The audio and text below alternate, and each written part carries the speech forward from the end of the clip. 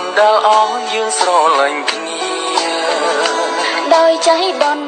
ឬនិស័យដោយនិស័យឬកម្មពីព្រះសូរិយាលើមេឃាប្រាប់ខ្ញុំផងស្រលាញ់អូនទាំងបងមិនមានបងនងស្នេហានេះគឺអូនបងរៀនរស់បងអូនចងចាំពេលវេលា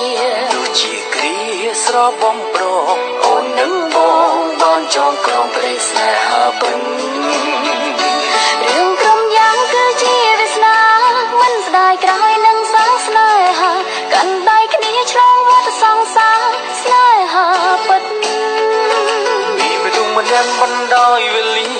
បងខ្លាចជាមនុស្សម្នាក់ចេះកិនស្នេហាពិនស្គាល់ជីវិតពេលស្គាល់រូបអូនអរគុណបងដែលព្រមស្រ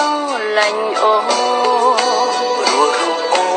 នបងលែងមើលងាយក្តីស្នេហ៍ស្នេហ៍ពួកយើងជាស្នេហ៍ពិនព្រមលីខិនមិនអានន្ទទេ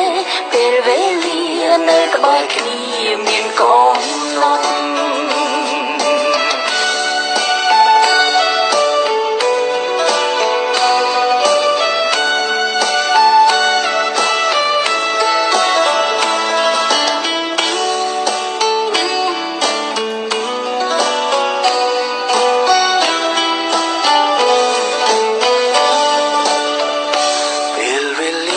បណ្ដាឲ្យយើងបានជួបគ្នាពេលវេលាបណ្ដាលឲ្យយើងស្រឡាញ់គ្នាដោយใจដនឬនិស័យដោយនិស័យឬកម្មពីព្រះសូរិយា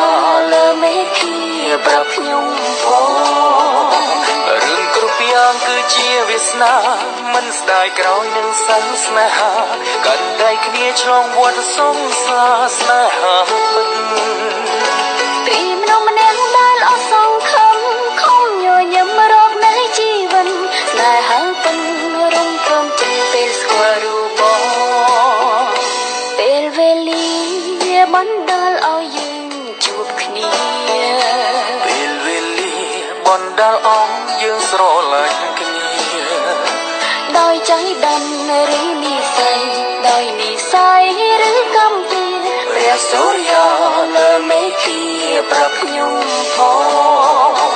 រឿងគ្រប់យ៉ាងគឺជាវាសនាមិនស្ដាយក្រោយនឹងសាងស្នេហាកាន់ដៃគ្នាឆ្លងវដ្តសង្សារស្នេហាពិតពីមនុស្សម្នាក់ដែលអស់សង្ឃឹមខំញញឹមរកនៃជីវិតស្នេហាពិតរំពឹងចេញពេលស្គាល់រូបបងអរគុណអូ